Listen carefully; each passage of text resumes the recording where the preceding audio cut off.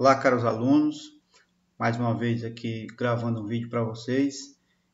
Espero que esse vídeo venha ajudar vocês a solucionar ou resolver os exercícios propostos aí na disciplina de Geografia. Nosso tema de hoje é sobre a América Portuguesa, período em que a gente pertenceu ou foi colônia de Portugal, certo? E nós vamos discutir mais a questão econômica do Brasil durante esse período, né? Nós vamos iniciar aí, né, pelo primeiro tema, que é a exploração do pau-brasil. Em 1500, ao chegar no território que hoje é o Brasil, os portugueses entraram em contato com os povos originários. Os primeiros contatos foram estabelecidos principalmente com os tupis guaranis, que ocupavam o litoral à medida que os portugueses se dirigiam para o interior. Foram se deparando com a grande diversidade de povos indígenas, cuja população nessa época era estimada em mais de 2 milhões de indivíduos. Pessoal, os índios brasileiros estavam divididos em tribos, de acordo com a estrutura, o tronco linguístico, né, que pertencia. Por exemplo, nós tínhamos os tupi-guaranis, que era no litoral, né? O Macro-Ogé ou Tapuiás, na região do Planalto Central, Aruax e os Caraíba na região da Amazônia. Né? Essas eram as principais tribos indígenas. Né? Atualmente calcula-se que apenas 800 mil índios ocupam o território brasileiro, principalmente em reservas indígenas demarcadas e protegidas pelo governo. São cerca, né, dentre essas quantidades indígenas que ainda existe hoje, são cerca de 305 etnias e 274 línguas, né?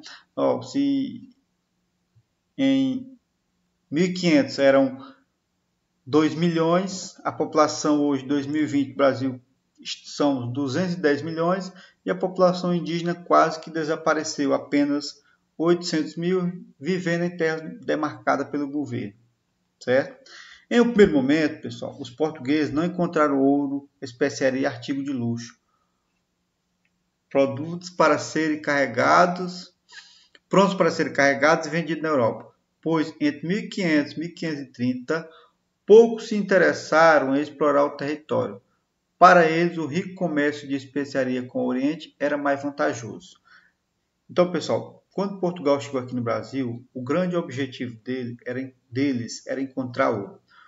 Como não encontraram, eles não deram muito valor ao território brasileiro, porque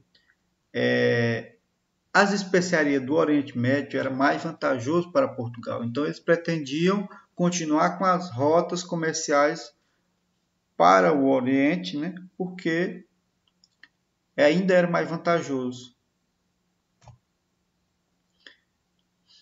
Durante esse período, a maior riqueza explorada foi o pau-brasil. Não demorou muito para o rei de Portugal transformar a exploração desse recurso em um monopólio da coroa. Do pau-brasil era extraído um corante chamado brasilina, usado para escrever e para tingir tecido.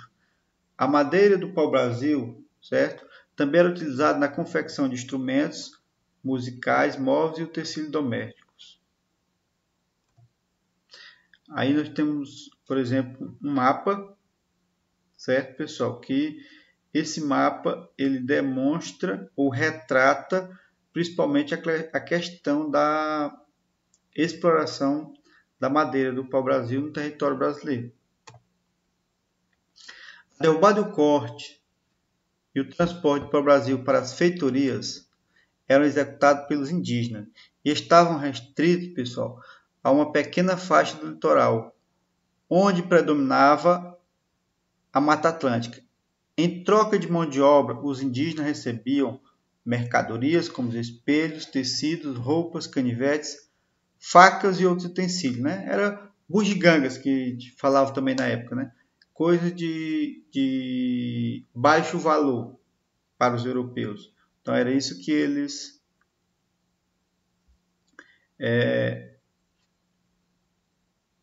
como é que diz? Eles trocavam pela mão de obra dos indígenas para que eles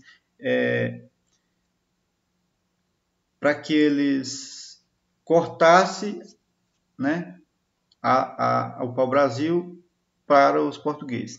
Embora o governo português quisesse explorar o pau-brasil com exclusividade, inglês, espanhol e principalmente francês retiravam toras da ave de forma clandestina no litoral da América Portuguesa. Após o esgotamento do pau-brasil em determinada área, as feitorias eram abandonadas, não havendo um processo de ocupação efetiva das terras portuguesas na América nas 3 primeiras décadas após o descobrimento. Então, pessoal, era assim. Portugal, de início, não teve muito interesse em ocupar a terra brasileira, certo? Em de fato ocupar. Então eles instalavam uma feitoria em determinada região e permaneciam lá até o esgotamento da madeira. Como eles não ocupavam o território, não vigiavam de forma... Até porque o litoral brasileiro é muito grande, estava propício, né, a contrabando de madeira, né? Tanto pelos ingleses, espanhóis e principalmente pelos franceses. Então, pessoal, era esse tema que eu queria trazer para vocês, né? A gente vai fazer um próximo vídeo, né? Falando da questão da mineração, da cana-de-açúcar, certo? Então, até o momento, bom estudo para vocês e vamos aguardar aí